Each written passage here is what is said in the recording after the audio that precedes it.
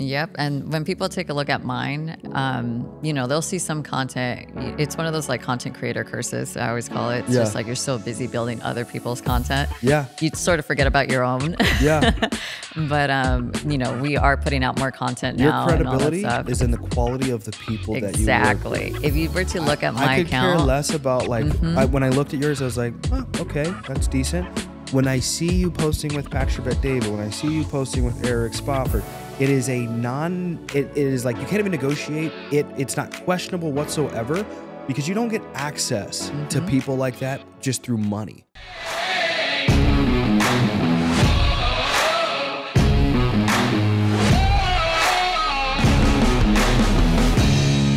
So how long you been out here in Miami now? I've been out here for a good whole week. Ready to go back home to San Diego, though. Let's go. Were you born and raised in San Diego? I was born and raised in San Diego. You guys have never left then? Never left. I mean, I did leave for college for like a year and a half and decided that San Francisco, I was there for San Francisco State. It wasn't for me. Yeah. So I ended up going back to San Diego.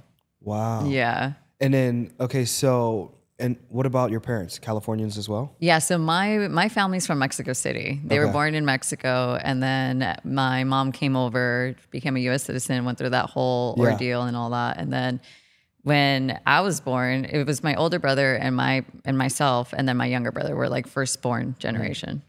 And who's been the biggest influence in your life? Let's start with your childhood. Who was the biggest influence in your childhood? Was it definitely mom, dad? my mom? My mom was there for me at all times. When I was 5, my parents divorced and my dad just left. Okay. Like I did not have a father figure up until I was 11 years old. Yeah. My biological dad, well, he tried. Okay. I was a little bit smarter than that. Okay. At 11? At 11 years old. Wow. Yeah. Just because my mom raised me, she taught me way better than that. She taught me at a really young age what's real and what's not real. And so when my biological dad came back into the photo, it was just fake. He tried buying my love. It was like, here's a new computer, here's a Game Boy. It was like back in those days. Probably outdating myself over here real quick. Yeah. But then my stepdad also came into the picture when I was 11. Yeah. And it was just like a whole different, completely out of world experience relationship. It was just like he showed me what a father should be compared to my biological father. So when I was about 15, I decided not to talk to my biological father anymore. Yeah. I think it was just for the best for us. And it wasn't until I was in my late 20s where I met up with him again so I can introduce him to my future husband at the time, just so I can close that chapter. I was ready. I was just like, I'm officially done. I don't want to hold on to this anymore. And because there was a lot of like trust issues that he brought on with me. And I just needed to close that chapter for myself. In like the sense of like forgiveness? In the sense of forgiveness of like, I know what you did. Yeah. I know what I did to not like help this relationship and stuff. But I think it's best for us to just move apart. And so do you guys still not talk then? I haven't spoken to him probably in a good 7-8 years now. If he reached out, would you take the call? I've never got asked that question. He has texted. I never responded back. He did send me a Facebook message one time right after my wedding. He did say, congratulations, I'm very proud of you. Yeah. And I just hearted it. Yeah. I didn't say anything back. So I don't know if I would take that phone call. Yeah. My parents split up when I was 6 and the off and on relationship. My dad went to jail. Both my parents went away, my mom and my dad. And my dad got out first. Or no, my mom got out first and my dad got out when I was like 15, 16. And we really didn't have a relationship until probably maybe a couple of years ago that it's stayed this long. Mm-hmm. But I'm always curious, like for me, like when we're in an off season, I'm like, what would it feel like if roles were reversed or even in the position that I'm in now, if he were to die and we hadn't talked? Like, is that dark? Like, do you think like that? I definitely have thought that just because during the time that he did send me those text messages, my mom was actually in the hospital with cancer. Wow. And it sort of felt like he knew my brother, my older brother, does talk to him still. So he knew my mom was in the hospital. He knew everything that was going on. Wow. And so the actual text message he sent me was photos of him in the hospital. And I'm like, are you just like an attention type of, so I was just like, oh, it doesn't feel real. Yeah. And, growing up, he was a manipulative liar in a sense. So I was just like, is this one of your like ploys that you want to play on me? Yeah. And, I don't know. I feel like it would be dark. Yeah. I wouldn't want to go down that rabbit hole.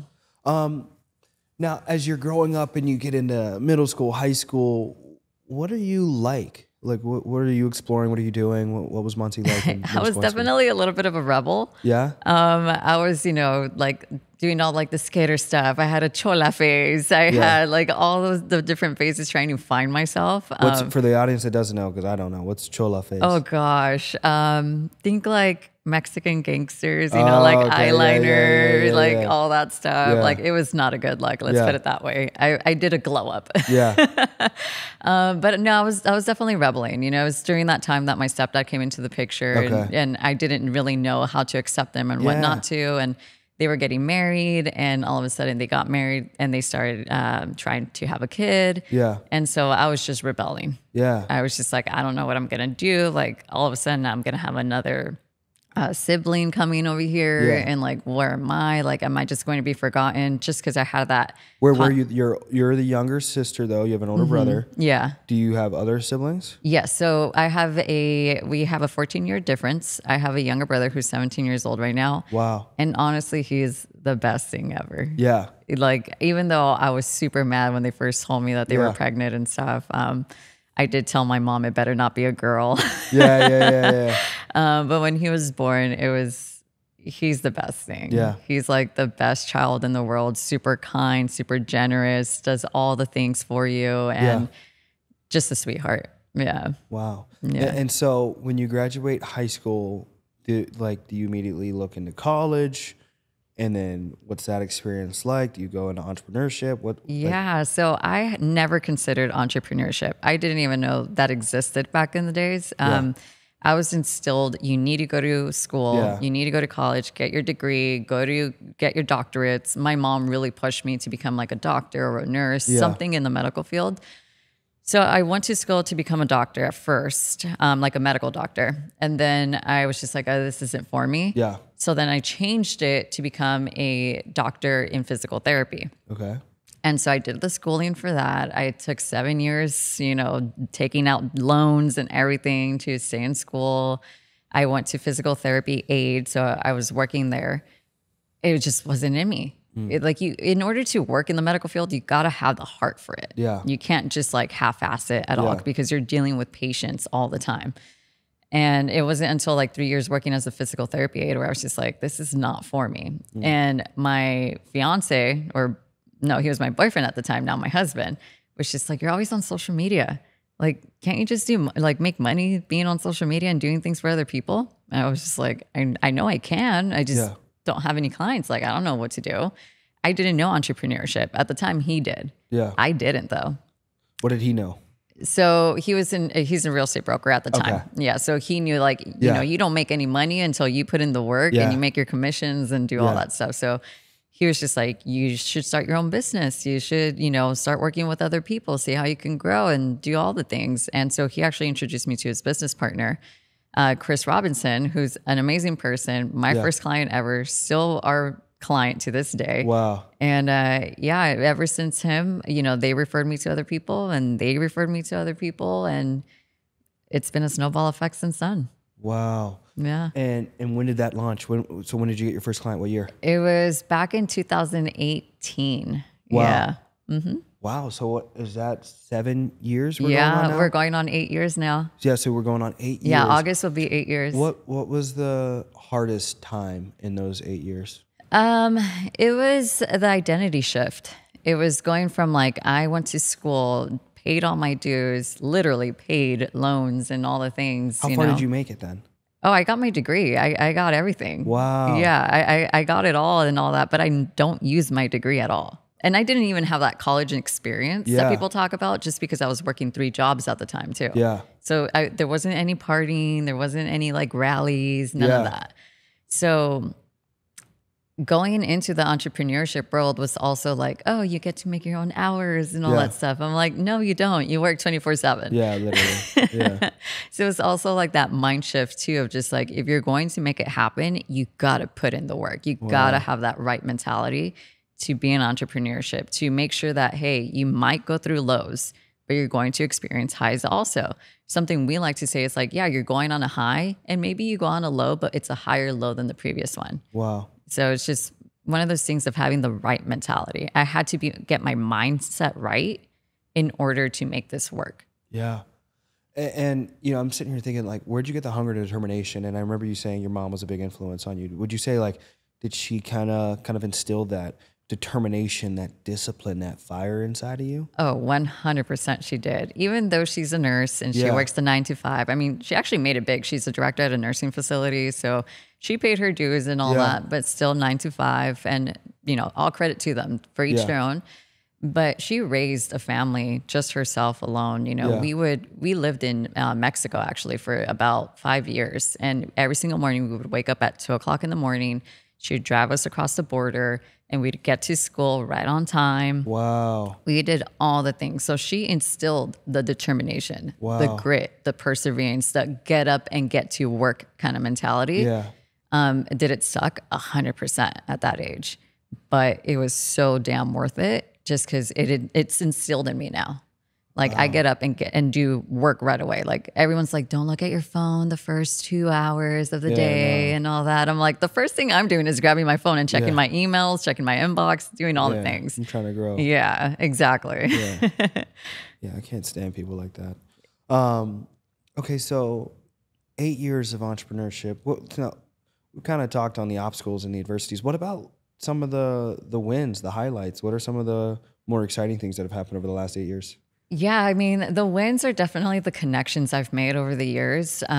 It's not something that came easy and right away. It took time, but it took a lot of money for sure. Yeah. You know, it wasn't just like, oh, you know, here's a pretty girl, go talk to her, and nothing like that. It was, you know, I got introduced to my first mastermind back in maybe 2019, 2020. So still fairly new, maybe 2020, 21. One of our really good friends, Kenny Simpson, bought my first ticket to Neil Dingra's Forward event, and it was out in Vegas, and that was like my first mastermind experience. But that was the first time I actually got into the room. Yeah. You know, like I had met people previously and all, just to open up my network, but this was the first time where I actually was engulfed in it. Yeah. And since then, I was just like, okay, I need to go network some more. Like, this is how you meet people, like, especially people with higher statuses and stuff. And so ever since then, there was a year where I was like on a plane 56 times, just traveling the whole time for work, for clients, for entrepreneurship stuff, for networking events, everything. And so it's just getting in the right rooms the whole time for me. Yeah. And those were definitely like the wins and the highs for me. You know, and now ever since then, that one event, it snowballed into me, you know, like I had mentioned yesterday, like I was at PBD's Valuetainment with Gary Brecka and PBD, you know, like that wouldn't have happened if I didn't first go to that mastermind at Neil Dingra's event. Who would you say has been some of your favorite individuals that you've been able to work with and learn from, and also go into some of the things you've learned from them? Yeah, so one of my favorite people, I mean, I have a few for sure, but one of my favorites is Cody Sperber. Yeah. He's an amazing person. We've become really good friends along the years and stuff. We were at his gender reveal party. Drew actually was there also. Yeah. He's just an amazing person. We can talk personal stuff and we can talk business stuff. Yeah. And he's definitely helped me as far as like the business stuff goes, just like having my mind right. Because of him, I actually have been sober almost 2 years now. Wow. Yeah. That's awesome. Yeah. I'm like, kudos to you, Cody, on that one. Yes. I'm looking at you, Cody. He was just like, you know what? Like, why don't you try going sober one time? I had called him with just like personal, you know, problems going on. And he's just like, try going sober, you know, like get your mind right and just see where you're at after that. Yeah. After 30 days, I loved it. And I was just like, heck yeah, let's keep going again. You know, like let's make it another 30 days and another. And once I was like 90 days in, I was just like so used to it. I was just like, I don't want to drink ever again. I don't need to smoke weed again. Yeah. I still smoke my cigars, but see, that's cool. I rarely I'll meet a girl that's like down to smoke cigars. So I smoke cigars. Literally, like that's like my go-to is like, I'm gonna smoke a cigar. I try to keep it to 2 a week, but yeah, super similar. I think I've been sober for about a year. I was smoking hardcore, just weed. Saturdays would be I'm just gonna smoke all day and all Yeah. night. Oh, all day, And all night. yeah, I literally like, I would be like, I don't know what it is. I don't know if it's, I have no idea, but like, I never got like high. It just felt like I was just chill. You know what I Yeah. mean? Like for myself, and people were like, how are you able to? I'm like, I have no idea. But I like it. I like the clarity. I'm really big on quality of life as well. And there's just research that points in the other direction when it comes to smoking. Not that it's a super negative effect, but I love the idea of I pretty much have absolute control over what my vices are going to be, opposed to the opposite of they have control over you. I'd say the only other thing that might have control over me is probably sugar, but I've pretty much wrapped that up too. That's Baby steps. Yeah. literally. So, okay. So sober for Almost 2 years. almost 2 years Yeah. now. And that's a massive win. And Cody Sporber, shout out to him. He came and did a podcast with me a couple weeks ago. Oh, that's amazing. Yeah, I think it was a couple weeks ago. I think it was like 2 weeks ago he came out. Hey, he'll be back in Miami again this coming month. So yeah. Yeah, I think he's trying to move out here, he said. Something like Yeah, I that. think he's trying to get a spot to crash out here sometime. So that's sick. But okay, so what are you looking forward to this year? Like what's on the agenda? Oh man, we have a lot of things working up. So my business is called The Exposure Digital Yeah. Marketing. We have a lot of brand new implementations we're doing. Like we have such a beautiful workflow that we Yeah. have like automated for our clients and just for our employees and all that. So really, really neat to work with. We have a lot of great tools that we're working on currently. One of them is actually launching March 1st, and I'm super excited. Can you share or are you keeping it? I can share, yeah. Yeah. So we are going to start doing multilingual content for Yeah, our smart. yeah. So Mr. it's just Beast like, does that. Yep. So we're going to start doing that for short form content, for long form content, doing auto generated captions on it, where it's just nothing like not like Opus One or anything like that, but it's I hate that literally thing. I hate it. I Absolutely came hate out. I loved it. I was like, awesome. I no longer Yeah, you need to think like, pay oh, I'll get clips clippers quick. or anything like that. Yeah. And then I realized like the algorithm or something immediately picks up on like AI generated like type of content, Yeah. and it hates it, and I hate it. yeah. Like visually, it is not appealing. It looks like AI. It looks like AI. It looks like garbage. It is Yeah. worth the money to invest into a company like Monsi runs and get somebody to hands-on manually edit it. It is not, if you're an entrepreneur and your business is not editing videos, you should not be wasting your time editing your videos. And if you do cheap work, it's far It's going to worse than show. than actually getting like a cheap result. Like when you do cheap work with marketing, you like yourself, your media and everything like that. I don't even want to call it like a cheap result. Like you're destroying your brand, your algorithm and all of that, because it has such an opposite effect. It's like the multiplier of the opposite of like if something were to go viral, it's like antiviral is. medicine. Yeah. Don't do it. Find the money you can and tell, work with a professional. Like, what looks like AI and it's just like, dude, I can tell a mile away what's AI. Literally. It's so annoying. And it's like if it's branded, if it's different Yeah. fonts, if it's like your B-roll, if it's not the same like shutter effect that you see on every single edit, Yeah. it's like that's branded to you and your brand. Yeah. You want to be branded. You don't want to be like everyone else. And IG's full of the Clipper scammers right now. Mm-hmm. I get so many DMs pretty much on a daily basis of love your content. I'd love to clip it for you. And I'm like, Yes. dude, you're an AI clipper for sure. The first thing I do is I go look at their page. I'm like, let's see what if you're so great at clipping and media management, let's go look at your page. Who are you Yep. connected with? Who are you editing? What are you doing? And it's like 99% of the time their stuff looks like garbage. I'm like, I don't even open it. I just laugh. I'm like, okay, this is exactly how you don't build a business. Like Yep. your first Instagram is it's your face. It is literally your resume. It's your business card. And so whatever you're trying to sell, people are typically going to go to Instagram and they're going to audit you of like, okay, if Exactly. you're so good at selling whatever it is you're selling, let's audit your actual business. And that's going to be reflected in Exactly. your social media. Yep. And when people take a look at mine, they'll see some content. It's one of those like content creator curses, I always call it. It's Yeah. just like you're so busy building other people's content. Yeah. You sort of forget about your own. Yeah. But, we are putting out more content Your now and all that credibility stuff. is in the quality of the people that you work Exactly. with. If you were to look at I my could care account, less about like when I looked at yours, I was like, oh, okay, that's decent.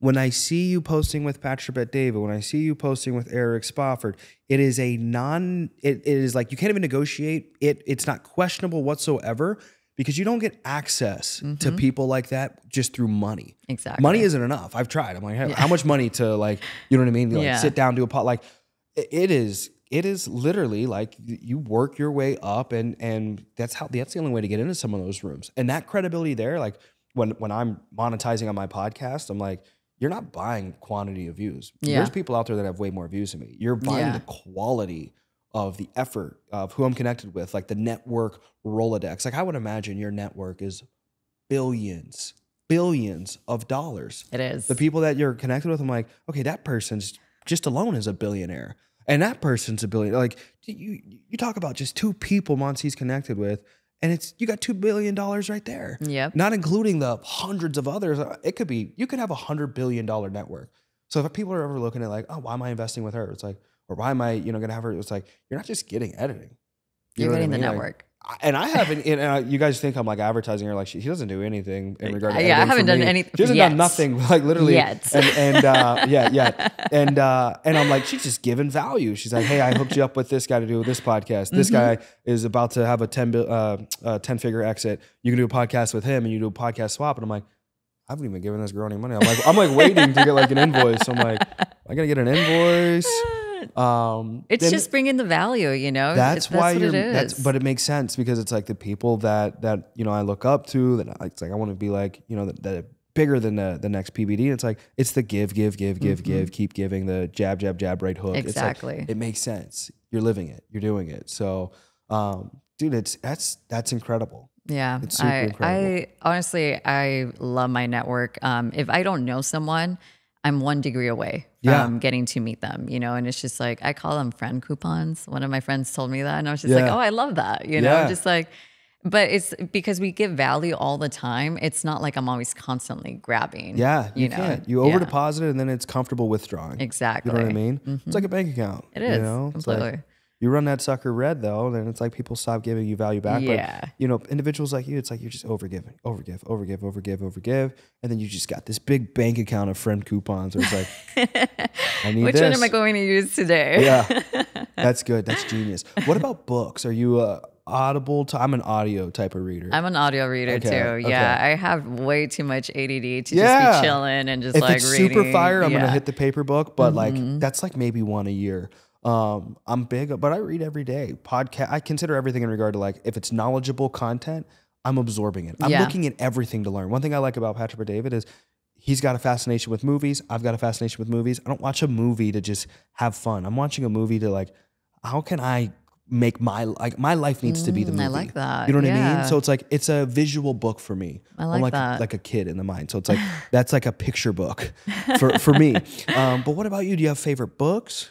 Yeah, I mean, there's a lot of books out there. One that I just like keep rereading, and this one's more a little bit on the visual side also, but it's also something to listen to on audio, is Alex Hormozi. I'm so glad you said that.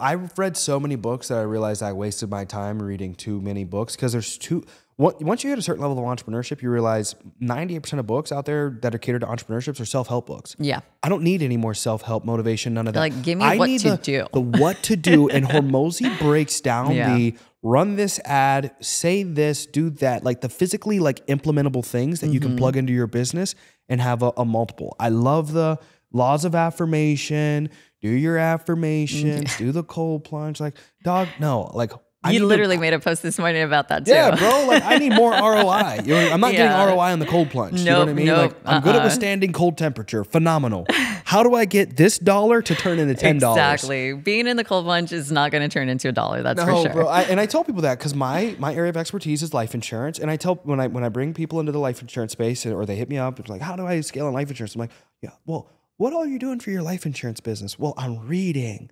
I'm doing cold plunges. I'm doing breath work. I did affirmations for 2 hours. I was like, when did you talk about life insurance with anybody? And I was like, cut all that BS out, because I'll tell them, I was like, any of my record years of production, a book never closed the deal for me. A cold plunge never closed the deal for me. The kumbaya and affirmations never closed the deal for me. I say a prayer and I go to work. Yeah. You know what I mean? I don't feel bad about touching my phone right when I wake up. I was like, I need 4 hours of self-time. Are you Jeff Bezos? What do you mean you need 4? Like the people I know. Jeff Bezos can do that. He can afford to waste 4 hours of his time. Yeah, bro, we have no time for 4 hours of self-time. You know what I mean? Like it's like a fad going on social media right now. It's like, don't touch the phone for the first 18 hours of the day. It's like, what are you doing, bro? Like, let me get into your business. When are we going to do those 6 hours? literally. What are some hobbies that you use to kind of stimulate your mind? I know individuals like us, we operate at a high level, but what stimulates the mind for you? I mean, I hate to say it, but as far as like hobbies go, there's not quite a bit. Like we're working all the time, you know, but I did get back into my working out. You know, it's that's like a hobby. Yeah, it's like a hobby. Yeah, because if it's not revenue generation, I'm like, that's a hobby. Yeah, I mean, I get excited buying like new shoes to like lift in and like my weighted belt. You know, I'm excited for that. You know, does it say Chola or Chola? No, it does not say. It says Monster. Actually, that was my powerlifting name back in the day. Yeah, that's hilarious. Yeah, so I'm like building my strength back right now. So it's just like getting back into that, which is like super fun. You know, I get excited about the numbers going back up and all. So. I mean, I would consider that a hobby for sure. Muscle development's phenomenal, and you guys getting exposure to Gary Brecka I love life longevity and quality improvement, and a lot of it just comes down to what you're consuming and then working the body. You know what I mean? So that's really cool. Our body has definitely changed just working with Gary. You know, it's like we you guys actually work with Gary? Oh yeah, no, he's one of our clients. Oh, yeah. Okay, yeah, that makes sense. So you set the whole thing up. Yeah, that's what we do. Oh my God. So under podcast management, something we do is introduce a lot of people like guests and like podcast swaps and all that. Yeah. Wow. Yeah, so we were able to nail that one down, which was amazing, you know, to do. Wow. But yeah, like working with him though, like it changes your mind. I mean, we're consuming this content day in, day out, like everyone that we manage and stuff. So we learned a lot as far as like biohacking stuff goes. I am not a cold plunge person, so I will not do that. My husband is though, so he'll definitely do that. Yeah. But I'm all about like, yeah, sure, let's do the sauna, you know, like like bring the heat. Yes. Yeah. But like even our food has changed tremendously. You know, it's just like wheat, steak, and like potatoes or like sweet potatoes at night, you know, for the most part. And we do live by like an 80-20, you know, kind of rule, you know, where it's just like we'll do that during the week. And then like on the weekend, we'll go have a date night or something. My girl's 100% and I'm an 80-20. You know what I mean? And I'm only 20 when she's not around.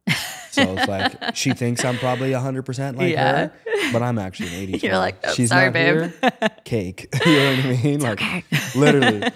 literally. And but we're similar. She's the cold tub longer than me. She'd be like, I could sit in here all day. I'm like, I'm getting out.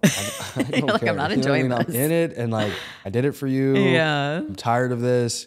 I'm going in the sauna. I love that. You're both leveling each other up. Yeah, no, yeah, we're literally the perfect pair. On that disc test, I'm the DI, she's the CS, and we just complement one another tremendously. Like I look at our business this way. Like I'm the visionary, I'm the recruiter. I'm going to bring in high quality relationships and cast vision, communicate. But my operations systems, none of that is even a thing that's even existent in my life. You know what I mean?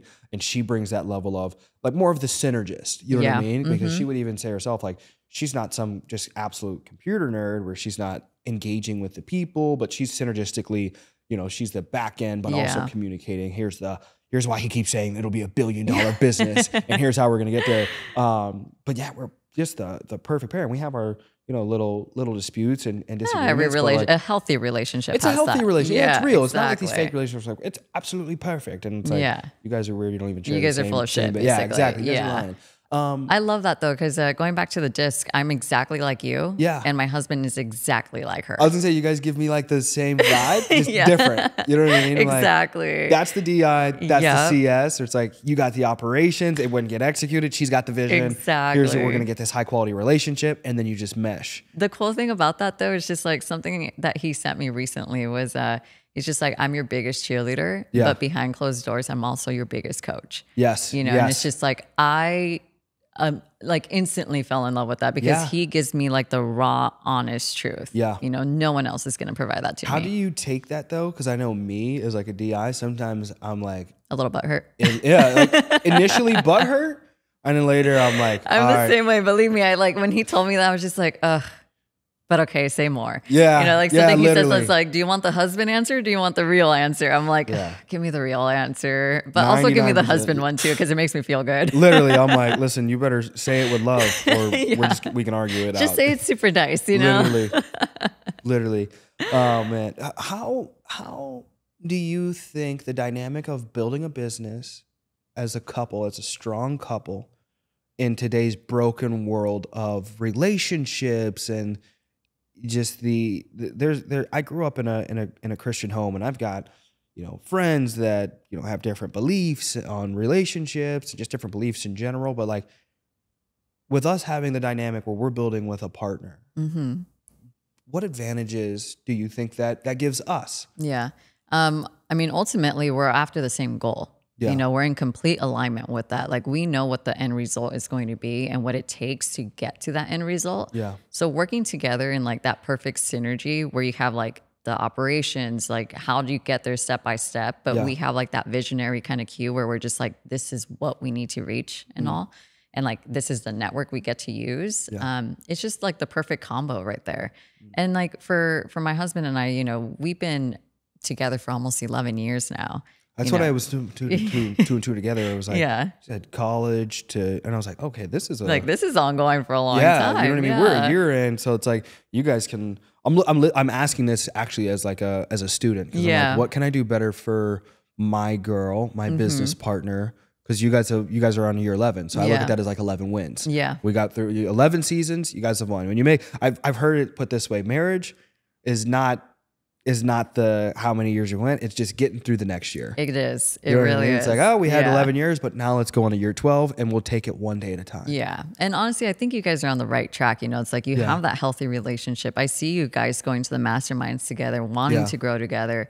And it's not just like, you had the wins in business, but it's also like the mindset stuff. What about when it's dark and it's scary and you guys are building and you're going through a dark time? What do you guys do for one another when there's a bunch of stress and darkness? And when there's a lot of stress, I definitely feel it more than he does. He's definitely like my backbone. Yeah. He's the one that just like stays sturdy the whole time. Like I can lean on him for everything, and he's the one that brings the reason back to me of just like, hey, sure, like there's a low right now, but we're going to get back up. We're going to get like, what do we need to do now to move forward? He's just like, sure, embrace the downtime right now. Yeah. Go ahead.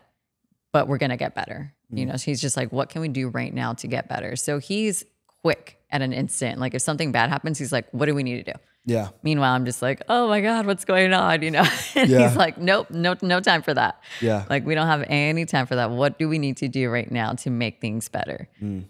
So, I mean, I give him credit for that one. I wish I can be more like that in an instant. But there's definitely some type of level of emotion right there for sure. It could be just because I'm a woman also. Yeah. But I mean, I guess that's how I would define a woman. Yeah. I agree with that. But no, I mean, honestly, he's my rock when it comes to like that kind of stuff. But I will say over the years, I build more resiliency towards like the negative stuff. Like it doesn't phase me as often. Yeah. And which is great to have in a relationship too. It's just like, cause I can only imagine for him, it is a lot to carry on that responsibility. Yeah. Of just always having to be like sturdy all the time. Yeah. Yeah, you develop that entrepreneurship muscle though. You got to work it. And the only way you work an entrepreneurship muscle is by not quitting. You know what I mean? Exactly. Things are going to be hard. Things are going to be tough in the relationship. It's all muscular in a sense. You're growing it all by not quitting, learning, assessing, and then making adjustments. Yeah. We talked barely about sugar and food and our 80-20 rule. I'm curious, what's the food like in San Diego versus Miami? Oh man, it's very different. Like out here, you guys have a little bit more cultures. You have Peruvian food, you have Cuban food, you have little to no Mexican food. You know, it's just like, it's all over the place. But it's great. Like the food here is amazing. Like no doubt about that. In Mexico, in San Diego, there's definitely more Mexican food out there for sure. But it's still a culture pot. You still get a little bit of everything here and there, but just not as open and available like here in Miami. The food industry, like the trends, like the go-to spots, way bigger here in Miami than in San Diego. Do you have a favorite restaurant in in San that you guys Diego. like to hit for a date night? Yeah. So one place we go to, it's out in Carmel Valley. It's called Steak 48. Oh, we yeah. like our steak. Yeah, I mean, yeah. like, there's just no doubt about that. It's such a great spot. You know, I go there with like friends. If we have meetings, it's like, oh, let's go there. Let's celebrate. Let's go there. Yeah. Becoming regulars at this point. What about in Miami? Are you guys like a Poppy steak, Carbone? You know, I used to do Poppy steak. Like the first times I was out Yeah, here, it's yeah, like yeah. Poppy steak, do the suitcase, do more all like a that. tourist vibe It then. is. It Yeah. really is. And I loved it. You know, like I'll Yeah. definitely like check out all the spots first, and then Yeah. I'll be like, That's already what I did do. there, I done hit that. every spot and then I pick my favorite. But like right now, let's see. We were just at Mila recently, Yeah. and I love that spot. Yeah. And let's see what's in there. One. I feel like I've been to Komodo so many times, I'm completely over it Yeah. too. I'm good off Komodo. Same with Sexy Fish. Yeah. I've actually never been to Sexy Fish and I live right beside Well, you it. have to go. Yeah? You definitely have to check it out. The food was great. You know, mocktails are good too if you're into that. Yeah. But honestly, right now you can't go wrong with Mila. Yeah. Yeah. You know, I like it's literally right by Sexy Fish. Is on the opposite side is Nooser ET. That's Oh yeah, Salt Bay. yeah. That's for some reason it's like low key like doesn't have much traffic in there, but it is probably the best steak. I get the ribeye cap, and it is the best steak. You know, I that was I've just had. talking to someone about the ribeye cap. I'm like, that's my favorite because it's like still lean, Yeah. but still fatty enough to get like the good It's like a flavor. Wagyu hybrid. It like when I is. first started making money, I was like Wagyu because it made me feel like luxurious, like I was some prince. Yeah. And then I realized I was like, I don't really like it as much as I think I like Yeah. it, and I'm just spending an excess amount of some of these Wagyu. It's like $100 for 1 ounce, and I'm Yeah. like, you know what I mean? Like, all right, the ribeye cap is a perfect hybrid. It's got just enough steak and just enough fat in there for flavor and texture, and it's like that's fire. Yeah. Fire. It's so good. I'm so down. I'm probably gonna have some steak this weekend. Literally, too now. I'm sitting here like I'm starving. I'm like had way too much fish out here recently. Yeah. You guys have any pets in California? We do. We Yeah? have our little child, Cosmo. He's a French bulldog. I'm so glad you said that. I gotta show you. I literally I have a French and an English. They don't live with No, me. I bought them. I was gonna say. I bought them for my mom because they're literally like children. You know what I mean? You need a full-time nanny. But I saw this one. Oh my And goodness. this is mass. This dude is 45 pounds. 45? Yeah, he doesn't look like it. This dude is easily 45 pounds. Oh my gosh. This is a monster French bulldog. I swear to God, they put him on test. How big? I swear, this is a Miami French You know bulldog. what? Don't He's knock on, it. like, I have my French bulldog on hydrogen water. So Bro, listen, when I first moved to Miami almost a year ago, I was like, I'm in boxer, and I'm like, everybody's shirts off. Everybody's got 6-packs. And I'm like, grandma walks by. I was like, does that grandma have a 6-pack? I'm like, everybody's Miami will do that to you. Dude, I'm like, and I made a story. I was like, if you come to Miami, you're going to have to get on test because everyone has a 6-pack. I was in a gym. Yep. Everybody has a 6-pack. A grandma walked by with a 6-pack. The dog walked by with a 6-pack. I'm like, there's something. And I was like, there's nothing in the water. Everyone in Miami is taking testosterone. Hey, I'm taking testosterone too. Oh, it's good. Yeah, no, it's good for you. I did a podcast with Dr. D. Oh, I love him. Yeah. Yeah. And I was curious, and I was like, for hormone balance and for males and females, you as a female, it's actually good to microdose some of the testosterone to balance out your hormones. Yes. And I never necessarily realized that because I was looking at his story a month ago or something, and he's like, here's some testosterone for my wife. And I'm like, I need to ask him about this. We Yeah. did a full out podcast, and super, super, intelligent gentleman when it comes to just Oh, he supplements and knows what's best for all your his body. stuff. Yeah. Do you guys work with him? No, we don't. So actually, I don't work with even with Gary Brecka either when it comes to all that. I Yeah. have my own like doctor when it comes to like the hormone panels and the Oh, peptides. okay. Yeah. No, I meant. Oh no. Yeah, for the business. We can't. Yeah. We haven't. Yeah. But Not it's yet. not yet. Yeah. We're working on it, Dr. D. Yes. Talked to you for many years now. Yes. I think everyone should have a podcast. Everyone, okay. Like, why would you Yes. not do it? And no. So everyone Yeah, I should wanna have hear a the no. podcast. Yeah. So everyone has a story to tell. Yeah. But not everyone is good for a podcast. They don't know how to have that communication, that Yeah. conversation.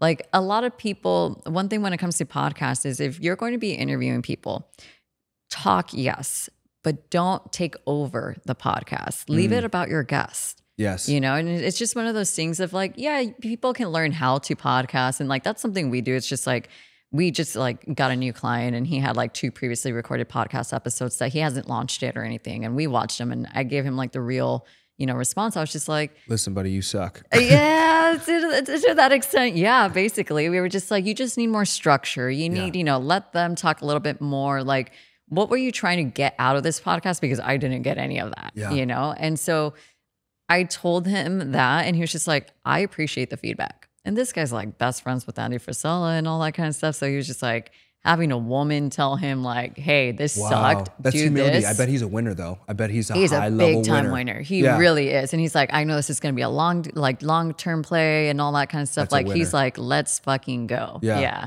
I was like, oh yeah, let's do this. Yeah, that's a winner. And then he saw my post yesterday with PBD and Gary Brecka. He was like, I knew I liked working with you. Yeah. What an absolute winner. Yeah. What's your feedback for me? How's this podcast going? This is going great. I like it because you're such like, you bring it back to like relatability. Yeah. I love that because people here can get away with a lot of different things. Yeah. It's like we talked biohacking, we talked content creation. We're talking all the things like even my biological father, it's like you extracted that out of me. Yeah. There's a lot going on and I like that. But every single segment, there's like something you can learn out of it. Yeah. It's not just like a random topic with no end result. Yeah. I like it. What's the best podcast you've ever been on? Ever been on? Who was the best interviewer? I mean, just the one I've been on. Okay, so there's one where Meg Tuohy, she's a therapist. You would actually be good on her podcast. Yeah. She made me cry. I'm not a big crier. Yeah. I'm like, you made me like cry and like they brought out the tissues for me and I'm just like, what's going on? And then I had a few other people do the podcast with her and they're just like, they FaceTime me. They're just like, once you never told me I was going to cry. I'm like, yeah, she has that effect on you. I mean, she's a licensed therapist for 20 years and she just digs deep, she could pull it out of you. Completely like things you never even thought of. So that one was really insightful. I really liked it. It wasn't entrepreneurship. It was nothing like that. It was just very more like emotions in that sense. But I definitely loved it. But as far as like extracting like good like content and just like giving out a lot of information, Cody was really good. Yeah. Cody's really good. He was really good. When we did the podcast, I think great storyteller and very organized in his storytelling. I mean, he's been doing it for so many years. I mean, he was like one of the first people on Instagram doing all the things, Literally. It's just like, he's been doing it for a long time. Literally. Yeah. I want to show you my dogs too. I only showed you the elevator dog. That wasn't even your dog. Not my dog. I'm going to show you. My mom only posts, her whole Instagram is the dogs. Oh my gosh. The dogs, me. So you can scroll. You'll see. So I got her the Blue English Bulldog.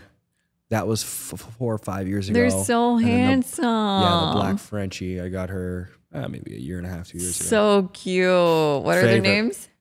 So the blue one is Achilles, and then the black one is Rufus. That is so cute. I love that. What's your French Bulldog? Cosmo. Cosmo. Yeah, Cosmo. He's a sable fawn. He's like that. He almost looks like a German Shepherd, but not built like a German Shepherd. Yeah, absolutely. Of course I do. When I don't see a French or an English Bulldog, I get disgusted. You're like, I'm like, dog racist. I don't want to see any other dogs. I just want to see French and English Bulldogs. I love here in Miami too, though, that there's been so many like French Bulldogs everywhere. Yeah. Oh my God, what a stud. I'm like, can the camera capture that? No, probably not. Yeah. How old is he? He is turning 6 years old in September. Wait, what's his birthday? September 22nd. Mine's the 25th. Oh, so cute. Yeah. I love that. Yeah. What about you? When's your birthday? October 22nd. So funny story. Yes. October 22nd is my birthday. September 22nd is Cosmos. Yeah. My mom's is November 22nd. Wow. My brother is June 22nd. Yeah. I'm like, we're 20. All those like, twos. Are you a big like angel number? I'm not. I'm not that either, but I had to ask. I'm not either. I don't know. Like if you tell me a name or angel numbers, I'm like, oh, that's cool. It's actually one of the things like before I met my girl, I'm like, if a girl ever brought up to me angel numbers or zodiac signs, I'm like, I don't know. I'm like, low-key, you might be crazy. Yeah. I was like, that might be a red flag for me. So that's good. I don't necessarily believe in the angel numbers, but I do believe in God and Jesus. I have faith and all that, but that's. Let's wrap with faith and politics. Two great things to wrap. So when did your faith really take off for you? So I always believed in a higher power, God and all that, but I was never in tune with my faith. This was something that just happened back in January where I started going back to church. You know, I started reading the Bible. It was like my time. Yeah. For some reason, I felt almost embarrassed to talk about my faith. I don't know why, where that came from, where it stemmed from. But I always did try, and I always felt ashamed. I don't know why. I think it's a societal programming. I think it is. I really do. Because once I put it out there, I was so happy. I felt free. Yeah. I felt like, okay, I'm putting it out there. Everyone's going to know, like, whether you're going to laugh at me or what. Yeah. No one laughed. Yeah. No one pointed the finger. It's It was like just the like, what are political you truth, doing? though. Like some people come out of the woodwork and they're like, Yes. I'm so glad I saw you post this. Yes, for sure. When I did that, I lost a lot of followers. Yeah. But I gained a lot of followers because they were just like, you're the kind of person I want to fuck with. Yeah. You know, it's like you put it out there. You don't care what other people think, you know, and it's just like they have the same beliefs that I do. Yeah. You know, I want to be near people that have the same kind of faith or similar faith, you know, or believe in something that pushes them further along in life and also has like the same political mindset as I do. And if we don't, at least if we can have a like civil conversation, that's good too. You know, it's just like, I don't mind that either. Yeah. I mean, I'm in California, you know, I'm just like, it's all known that, you know, I support Trump and all that kind of stuff. It was pretty red out there this year. A little this year. Yeah. It did turn more red in comparison. What I'm used to seeing. But you know what I love when it comes to politics is I always tell people, like, in correspondence to my faith and my human wiring, how I'm wired is, you know, politically my association is obviously going to be Donald Trump, but like I look at it as I'm not political. I'm for mankind. Yes. I'm for humans. What's going to be the best for human beings on protecting men and protecting women. Yep. You know what I mean? I will never support women being put into a position where they're going to be humiliated, taken advantage of, hurt, or anything like that. Exactly. And I support women having, you know, control of them. Just us having control of our bodies. You know what I mean? Because it's like, I didn't agree with, oh, well, you have to take this vaccine. But those same people are like, you know, that were trying to take control of the body. You're like, oh, but you don't have control over this part of your body. Yeah. Like, you're like, wait, hold on. like, You just contradicted yourself. Bro. Yeah. So it's like, for me, politics will always be what is best for humans. Yeah. You know what I mean? Like, what is going to be best for humans Well, in it's general? one of not those hurting things humans. like even the Maha movement, you know, it's just like the Maha movement's created for the kids. Yeah. Kids are not Republican or Democratic, you know? It's just like, it doesn't matter what their political party are. They don't have one. I'm still figuring it out. You know what I mean? Like, people expect like kids to make these massive decisions. It's like, my kid today decided to be a toaster. It's like, no, bro. No, like, dude, stop. there's like freaking cat litter boxes in schools and all that kind of stuff. I'm like, get rid of that. Yeah. Like, no, absolutely not. I miss the days when I can imagine Where when things we were growing normal? up, dude, yeah, where it's like you just played outside and you were The lights go off. You got to get your ass back home. There's a dinner bell. You sit down. You have dinner. It's Yeah. like, I remember. Like, I guess still like the first half of my, at least a third of my life was like there was no phones at the dinner table. And you would have dinner and you would have a conversation and you would laugh, cry, and get sent to your room for arguing at dinner. Exactly. And it's like it's completely different. It's in good so ways different and bad nowadays. ways, Yeah. you know? It's one of the things I heard yesterday. I mean, I'm a culprit of it too, because we're just working all the time. Phone's always out and all I that. probably have 18 hours of phone usage. Yeah, no, same. Totally agree. But like someone was telling me yesterday, like when they have date night, like they set the phone aside and they're just like, okay, right now it's just you and I. Do you guys do that? We haven't. Well, we do date nights. But you have to do the phone thing. Yeah, so me and we Galilee have started to. doing the phone. I Yeah. never did it until we were on like date number 2 or 3, and she wasn't talking, and I was like, "Why aren't you talking? What's going And she's on? like, "Until you put the phone down, Ooh, I like and her. respect my time. Yeah. I'm not gonna say anything." Yeah. and she was nice about it, but she was like, "I was raised where we didn't touch the phone at dinner because you show the person that's across from you that they're That important. respect, yeah. and you know what I mean? Like you care about their time For So, sure. Ever since then, no phones. I think yesterday when I heard that again, I was just like, we're going to start doing that. so Like, I good. know we run the business together. Yeah. Everything we do is together. But right now, it's you and I. Yeah. You know? Because if it's an absolute fire, you're gonna get blown up. Yeah, It'll exactly. be a 911. And Yeah. it's like, all right, we have to take this. But Yeah. 90% of the time, people can work out the problems that are occurring. And it's or like, anything like if that. you're out for max like 2-3 hours, yeah, you know, it's like, yeah. it won't, the end of the world won't happen. Like, you're good. Good. You'll figure it out. If not, you should have people to figure it out for you. Amen. So people want to work with you. They want to find you. What's the Mm-hmm. simplest, easiest way? Instagram, Monsi CMB. That's the easiest way. All my website links are there, and they can check out my website if they want to inquire or send me a DM. Awesome. We'll have everything in the video as well, guys. Love that. Hope you enjoyed. This was a phenomenal podcast. I highly recommend working with Monsi. So have a great day. Blessings. Appreciate you, Tristan. Appreciate you, Monsi.